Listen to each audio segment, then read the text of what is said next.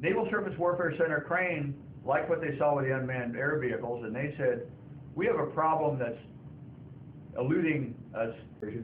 We're trying to receive, we have receivers. We're looking at some bad guys out there communicating, and we have a bunch of signals that are coming in. And we have dozens of signals coming in this particular spectrum. The band of frequencies is called a spectrum. And they have different powers and different priorities in terms of being received. And what we have is limited resources. We can't cover this whole spectrum with our resources. Our resources can only cover slices of the spectrum at a time. And so how do we optimize which slices of the spectrum we look at every instant in time?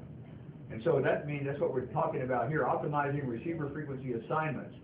How do we assign the center frequencies of our receivers to optimize the results? And the optimum in this case is we want to optimize the number of highest priority signals that we're receiving. So we typically have priorities assigned, let's say from 5, 4, 3, 2, 1 or 3, 2, 1, but we have a finite number of priorities that the Navy assigns to the frequency, to the signals. And let's say we have 5 levels of priority. We want to get the maximum number of high priority signals. That's what we're trying to optimize. And using exhaustive search basically with a C# program, it was taking them 2 hours to optimize that. Well, these signals are changing every second.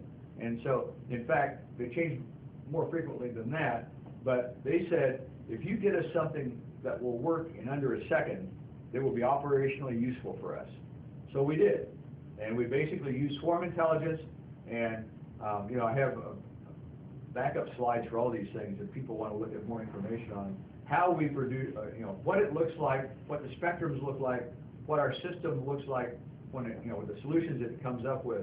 But we're producing what we call here sufficiently optimal plans.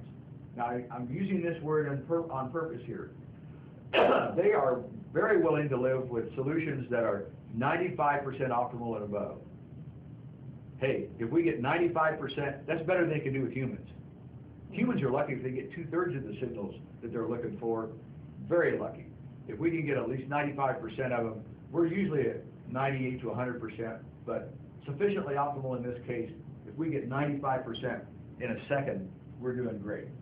So what we give them, our deliverable here is, again, software that sits inside what's called a software-defined radio, cognitive radio, and it controls the frequency of that receiver based on the suite of signals that's coming in across the spectrum.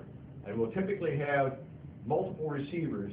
Quite often we'll have something like 3 receivers that all together can only cover perhaps 1/4 or 1/3 of the spectrum.